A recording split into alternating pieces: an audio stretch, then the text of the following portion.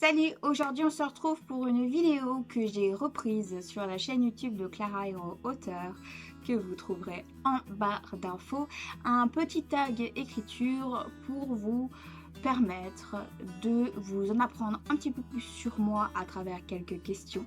J'ai choisi les questions pour éviter que la vidéo ne fasse 1000 ans et j'ai choisi les questions que je préférais et où la réponse était plus facile à donner sans passer trop de temps sur le sujet. Entamons tout de suite la première question. Qui es-tu? Alors moi je m'appelle Ophélie Richer, j'ai 25 ans. Je possède une licence en études culturelles, licence qui ne m'a pas servi à grand chose professionnellement parlant. Je suis originaire de la charmante petite ville de Nancy en Meurthe-et-Moselle dans le département de la Lorraine et je suis depuis tout récemment auteur auto-édité pour le premier tome de ma saga Triumvirat. Où peut-on me trouver? Sur à peu près tous les réseaux sociaux, sur Instagram, sur Facebook, sur WordPress, via mon site internet, même sur LinkedIn, je sais pas comment le dire, même sur Pinterest, sur Twitter, sur Snapchat. Tous les liens seront bien entendu mis en barre d'infos. Mon site internet est actuellement en création, transformation en site de boutique en ligne pour me permettre de vendre plus facilement mes exemplaires sans que vous, très chers lecteurs, n'ayez besoin de me contacter en MP sur Instagram ou à m'envoyer votre demande sur mail. C'est beaucoup plus simple et je ne peux pas le faire moi toute seule. Mais voilà, vous pouvez me trouver vraiment partout. Je suis très réactive à tous les messages, Messenger, en MP, par mail sur auteur@richardophélie.com. Voilà, n'hésitez pas à me poser n'importe quelle question, à venir discuter avec moi. C'est avec plaisir que j'échangerai avec vous. Depuis combien de temps écris-tu? Alors, je pourrais pas donner de date ou d'âge précis, mais d'aussi loin que je me souvienne, j'ai toujours écrit. Tous les membres de ma famille parlent de moi comme étant la petite fille qui écrivait des histoires et qui passait beaucoup plus de temps enfermée dans sa chambre à rêvasser, à écrire et à lire plutôt qu'à sortir comme les autres enfants. Donc, pour répondre tout simplement, j'ai toujours écrit. Quel a été ton premier projet? Mon premier projet... je me rappelle plus de mon premier projet, je sais juste que c'était plein de fanfiction lorsque j'ai commencé à avoir l'âge d'écrire fanfiction avec mes personnages préférés dans tout ce que je lisais ou regardais. Voilà, ça a continué pendant plusieurs années, j'en remplissais des classeurs monstres. Mais mon premier et véritable projet sérieux, ça a été Triumvirat lorsque j'avais 11 ans. À force de lire autour de moi, je me suis simplement posé une question, je me suis simplement demandé à moi-même pourquoi pas moi. Et je me suis simplement lancée dans l'aventure. Je suis considérée comme une jardinière dans le jargon des auteurs. Je n'ai rien écrit en amont, je n'ai pas fait de trame, je n'ai pas fait de fiche personnage, je suis simplement rentrée dedans en fonction de mes envies, de ce que je voulais. Je me levais à 5h du matin avant d'aller à l'école à 8h pour pouvoir écrire cette histoire-là. Et je ne savais tout bonnement pas que cette saga, qui avait un autre nom avant qui s'appelait juste Les Trois Vies, et qui est devenue Triumvirat, allait devenir une saga, que j'allais vivre toutes les expériences que j'ai vécues jusqu'à présent, et encore moins que j'allais m'auto-éditer. Voilà, je ne sais pas si à l'époque c'était possible. Voilà. Quand as-tu fini ton premier projet? Un premier projet n'est jamais terminé. Jamais. Non. Le premier projet, c'était Triumvirat, le tome 1. Il s'est techniquement terminé là tout récemment puisque je l'ai édité, mais comme ce premier projet est devenu une saga, je suis encore plein dedans. Voilà. Quels sont les enseignements que tu as tirés de ton expérience dans l'écriture? Alors, j'ai vécu le processus d'écriture simple, mais j'ai également vécu le processus éditorial vu que je me suis auto-éditée. Pour vous faire un condensé, c'est totalement différent de ce qu'on peut imaginer. C'est beaucoup plus éreintant, c'est beaucoup plus stressant, c'est beaucoup plus angoissant, mais c'est surtout tellement plus réjouissant, motivant. C'est un domaine vraiment très basé sur l'entraide, sur le partage, sur la découverte, parce qu'on apprend à découvrir d'autres personnes, on s'entraide avec les autres personnes. Oui, non, c'est très très différent de ce qu'on peut imaginer, mais c'est hyper, c'est vraiment motivant et c'est vraiment glorifiant.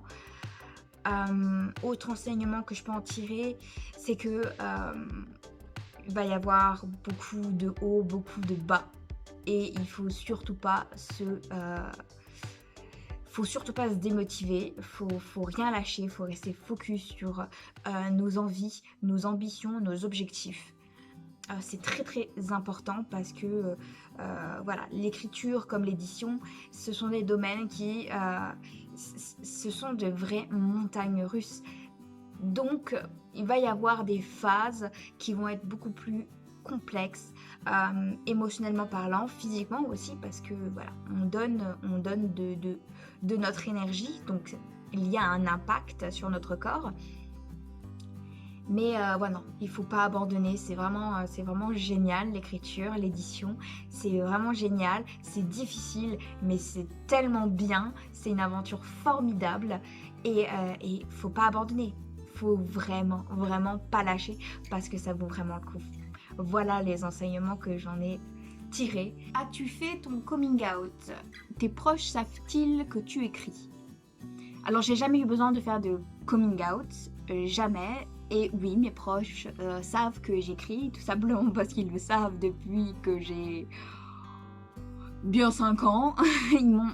Tous mes proches, ou les moins proches dans ma famille et dans mes amis, m'ont toujours connue comme la petite fille qui ne cessait d'écrire. Je passais plus mon temps à écrire ou à avoir mon nez dans les bouquins plutôt qu'à sortir avec les autres enfants, ce qui a donné l'extraordinaire casanière que je suis. Mais ouais, non, j'ai toujours eu le soutien de ma famille et je pense que c'est une chance d'avoir le soutien de l'ensemble de ses proches. Et j'ai jamais eu besoin, jamais eu de dispute par rapport à l'écriture. Mes proches n'ont jamais douté de ce que j'étais capable de faire, m'ont toujours soutenue. Donc voilà, je m'estime extrêmement chanceuse parce que cette chance-là, beaucoup ne l'ont malheureusement pas. Voilà. Pourquoi écris-tu? C'est comme pour l'âge à laquelle j'ai commencé à écrire. Je ne sais pas. Je pense que ça a toujours fait partie de moi, tout simplement parce que j'ai la chance dans ma famille. J'avais deux grandes lectrices, j'avais ma mère et ma grand-mère. Malheureusement, j'ai perdu ma grand-mère très récemment, qui étaient vraiment deux ferventes de la littérature, notamment ma grand-mère. Mais pourquoi j'écris, je ne sais pas. Ça a toujours fait partie de moi. J'ai toujours vu l'écriture comme un besoin vital pour moi. J'ai toujours fait ça, c'est inscrit en moi. Donc je peux pas vous donner de raison précise sur le pourquoi j'écris. Quel genre écris-tu? J'écris principalement du fantastique, romance. Ça tire vers la fantasy, la dark fantasy, bitly aussi, horrifique. Par pointe. Pas intégralement de l'horrifique, mais il y a pas mal de touches d'horrifique à travers mes personnages qui sont très tortueux, très sans souffrance, etc. C'est déjà pas mal quand même. Dans tes propres livres, as-tu un personnage préféré? Je pense que c'est une question traître, tout ça. Enfin, je pense que c'est aussi une mauvaise question, tout simplement parce que la poser à un auteur, c'est comme demander à une mère de faire un choix entre plusieurs de ses enfants. J'ai pas de personnage préféré, tout simplement parce que voilà, c'est comme mes enfants, je les ai tous accueillis, je les mets tous sur un pied d'égalité. Enfin, c'est pas pour rien que j'ai décidé de les construire, que j'ai décidé de les inclure dans ma vie, dans mon existence. Je les aime tous autant qu'ils sont. Peu importe leur passé, peu importe leur caractère, peu importe leurs défauts et leurs qualités, je les aime éperdument et ils me le rendent bien. Café ou thé?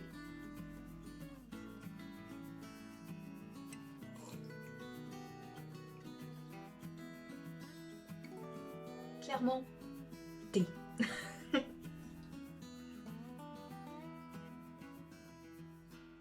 Grignotage ou pas grignotage? Normalement, je suis pas grignotage, mais quand t'as rien mangé de la journée et que t'as fait une tarte pomme-poire sans gluten la veille, bah ça te donne envie de grignoter. Matin ou soir? Alors, pour vous dire, je n'ai pas de préférence, que ce soit en matinée ou en soirée, tout simplement parce que ça dépend d'à quelle heure je me réveille, de ce que j'ai à faire au long de la journée, de mon inspiration, de mes ambitions, de ce que j'ai envie ou n'ai pas envie de faire. Donc, il y a beaucoup de facteurs en cause. Je ne sais pas si je préfère le matin ou le soir, tout dépend de mes envies, de mon humeur, de mon inspiration et de beaucoup d'autres choses. Bibliothèque ou café?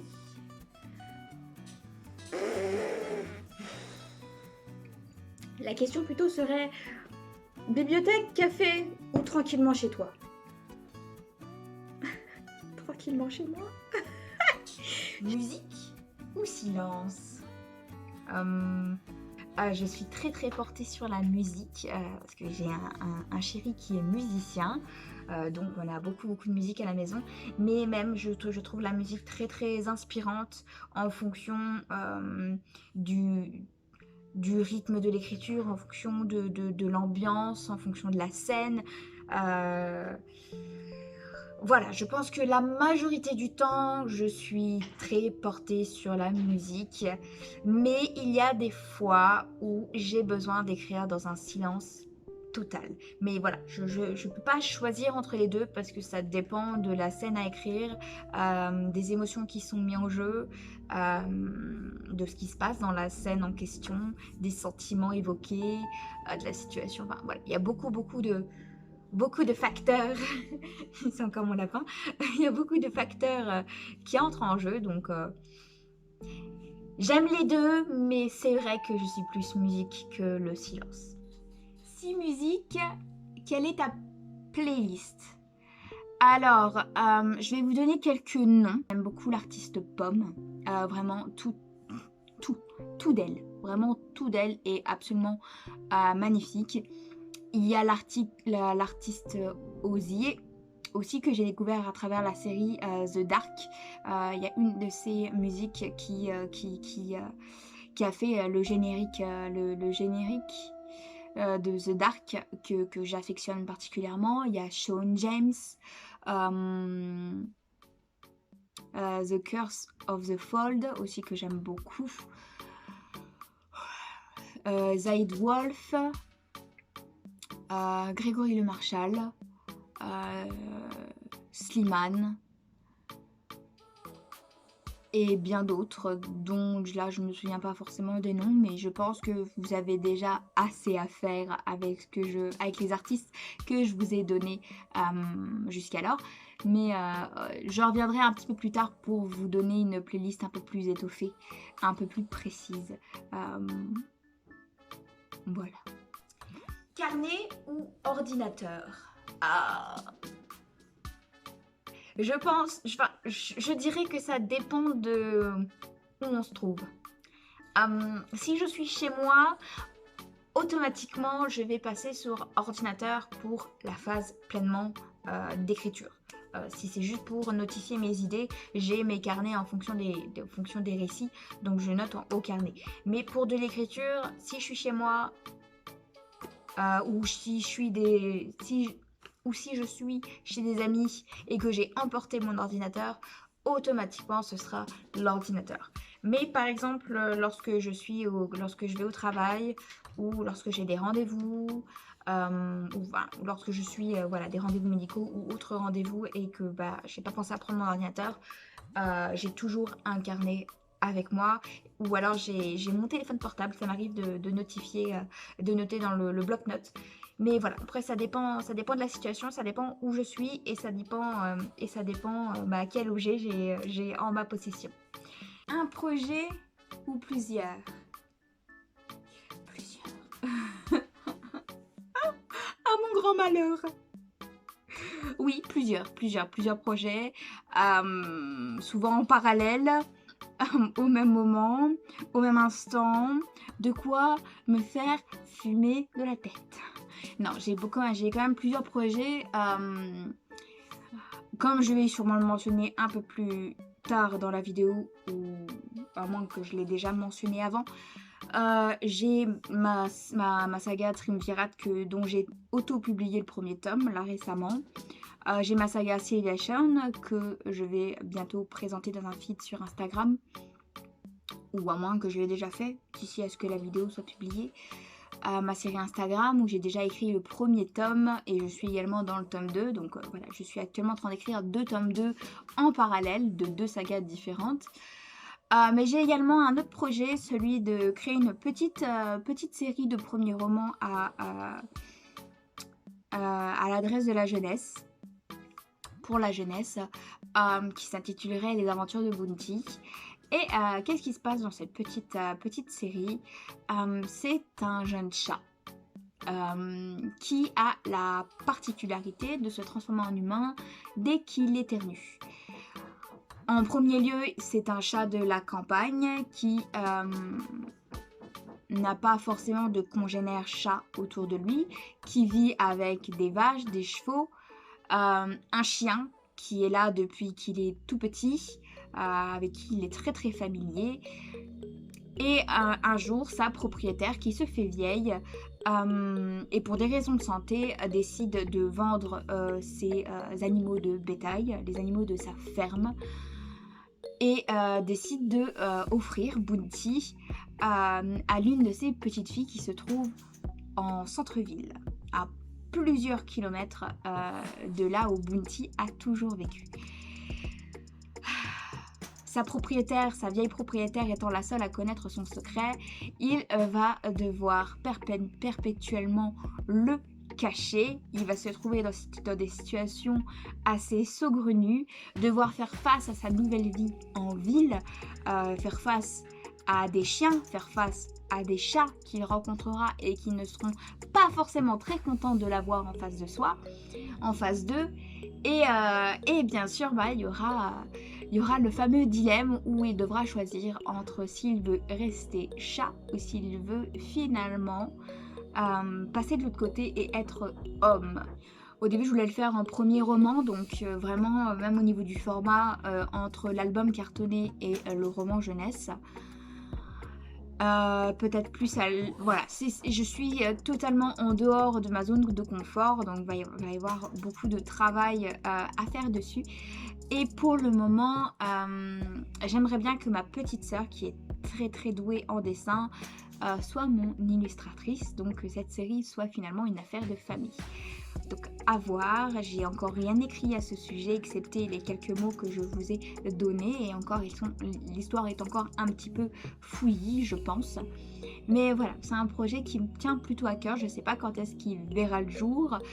J'ai déjà beaucoup à faire avec mes sagas, mais voilà, j'espère vraiment pouvoir donner naissance à ce petit projet là qui est vraiment très très très loin de ce que j'ai l'habitude de faire. Voilà. Quelles sont les 3 règles d'un bon auto-édité pour toi? Conviction, persévérance et correction. Parce qu'il faut, bordel de merde, parce qu'il faut vraiment faire appel à un professionnel pour la correction. Faire appel à une correction, ne pas se baser uniquement sur ses bêta-lecteurs ou bêta-lectrices, ne pas uniquement se baser sur les logiciels de correction tels qu'Andidote, ne pas fournir le travail de correction à un membre de sa famille, proche ou amical. Il faut le faire auprès d'un individu extérieur, professionnel, agrémenté et qui vous aura prouvé sa fiabilité pour ne pas vous retrouver dans la merde dans laquelle je me suis retrouvée pour Triumvirat. Je vous en parlerai dans les prochaines vidéos qui arrivent sur la chaîne. Mais ouais, conviction, persévérance et correction. Quels sont les projets que tu as terminés?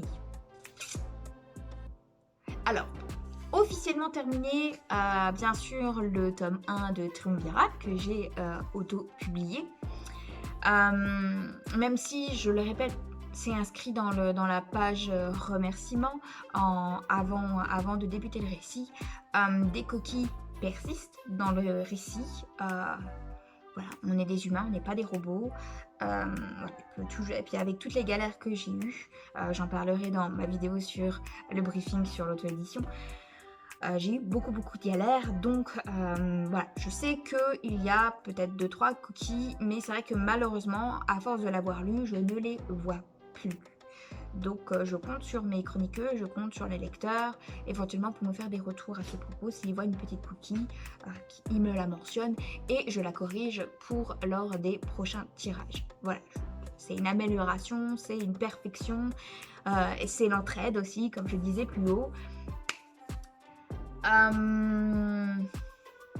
Voilà, j'ai terminé celui-ci. Sinon, autre projet terminé, j'ai terminé le premier tome de Sylvia Shawn. Au niveau de l'histoire, il manque plus.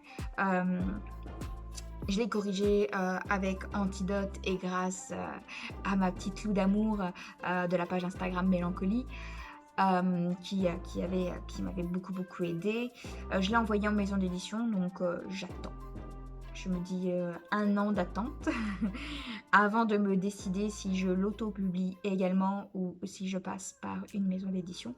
Donc là, j'ai visé que les grandes maisons d'édition parce qu'avec mon expérience éditoriale traditionnelle dégueulasse, c'est compliqué d'attribuer son roman à quelqu'un d'autre, surtout quand on n'a plus vraiment beaucoup confiance en ce système. Mais voilà, je ne perds pas espoir non plus. Dans tous les cas, c'est soit ME s'il l'accepte, soit auto-édition. Il manque juste la phase correcteur professionnel qui manque encore forcément. Mais ça, voilà, tout dépendra si je passe d'ici 1 an en ME ou en maison d'édition. C'est ça que ça veut dire, ME. En maison d'édition ou alors en auto-édition. Donc on verra là. Donc voilà, il n'est pas encore entièrement fini, mais en termes d'écriture, je l'ai terminé. Donc actuellement, j'écris 2 sagas en parallèle, 2 tomes 2 de sagas en parallèle. Donc j'ai pas mal de taf.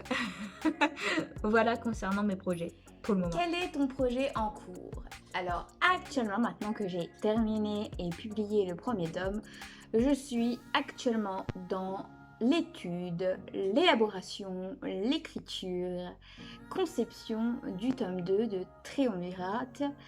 Et en parallèle, je suis également dans l'écriture du tome 2 de ma seconde saga que je n'ai toujours pas présentée sur les réseaux sociaux du nom de Sylvia Shawn.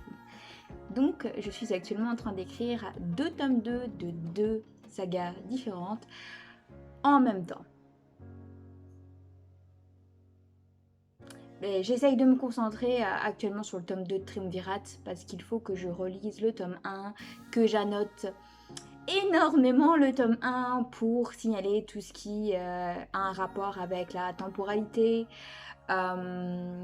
certaines émotions, les différents événements, les différents périples de mon personnage central, tout simplement parce que les 3 premiers tomes de Triumvirat se juxtaposent temporellement. Ce n'est pas du tout le même personnage, c'est pas le même point de vue parce que j'ai 3 personnages centraux, mais les 3 sont extrêmement liés et j'ai besoin de toutes ces informations pour pouvoir montrer à mes lecteurs à quel point ces 3 personnages ont un lien extraordinaire et en tout point. Voilà. Aimerais-tu devenir écrivaine à temps plein? Alors je pense que c'est le rêve d'énormément d'auteurs, pas forcément tous, mais une grande majorité. Ouais, clairement, j'aimerais. Surtout compte tenu de ma situation médicale. Ouais, ce serait vraiment génial. Mais je ne m'attarde pas vraiment sur cet objectif-là, tout simplement parce que, à mon sens, à moins que vous explosiez les ventes et que vous fassiez de Triumvirate un best-seller et que voilà, je vende à la hauteur de J.K. Rowling ou alors de Stephen King, je ne peux pas espérer ce genre de choses. C'est vraiment très utopique. Et j'ai pas envie d'être déçue. Donc je ne fonctionne pas avec cette attente-là. Là, ma seule attente actuelle, c'est de ne pas perdre d'argent sur Triumvirate et rembourser et avancer tout ce que je dois rembourser encore et avancer pour pouvoir sortir les tomes suivants. C'est juste ça, mon objectif actuellement. Donc voilà, ce serait... j'aimerais bien devenir écrivaine à temps plein, mais c'est pas un objectif, c'est simplement une ambition. Voilà, c'est tout. Un conseil pour quelqu'un qui commencera à écrire?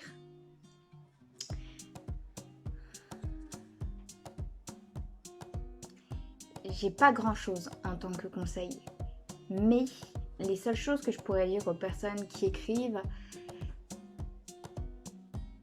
c'est de ne pas abandonner, de toujours se relever, de ne pas faire attention à ce que les autres disent, mais se concentrer uniquement sur la perception qu'on a des choses. Il y a uniquement ça qui nous fera avancer. On ne va pas faire les choses à travers les paroles des autres. C'est face à notre propre perception, nos propres jugements, nos propres ambitions. Donc il ne faut jamais rien lâcher. Toujours rester focus sur ses objectifs. Ne jamais se laisser aller, malgré les événements qui peuvent survenir au cours d'une vie. Ne jamais se laisser aller et toujours s'accrocher à ce qui nous fait plaisir, à ce qui nous fait vivre. Et amusez-vous bien avec tous vos personnages. Et voilà, c'est tout pour cette vidéo. J'espère que cette vidéo vous aura intéressé.